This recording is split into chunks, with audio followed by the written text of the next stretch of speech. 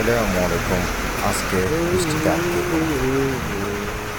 এমনভাবে আটকে গেলাম, মনে হচ্ছিল যে মেঘ ঘন ঘন আসছে, কিন্তু আমরা তারপরও মনে হলো বৃষ্টি আসবে না।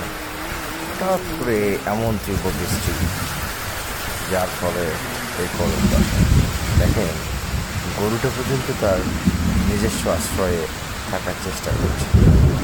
প্রকৃতি তার নিজস্ব রূপে ফিরছে, ঘাসগুলো তার সতেজ ফিরে পাচ্ছে, গাছপালাগুলো তার সবুজ নীলাভাব আবেশ ফিরে পাচ্ছে। গরুগুলো অনেক দিন পর বৃষ্টি হওয়ার কারণে গরুগুলো চিন্তা করতেছে সে ঠান্ডা হবে। এই দেখা যায় একটা বাইকটা মনে হচ্ছে যে আজকে ঠান্ডা হবে, কারণ এতদিন সে তেলের জ্বালায় ক্লান্ত পরিশ্রম করে তেল নিয়ে ঘোরাফেরা করছে, কিন্তু সে ক্লান্ত হয়েই আছে।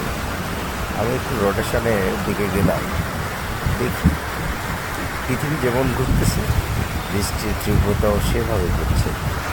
তার সঙ্গে বজ্রপাত, কত রিক্স, নীলাভাব, সবুজে ভাব।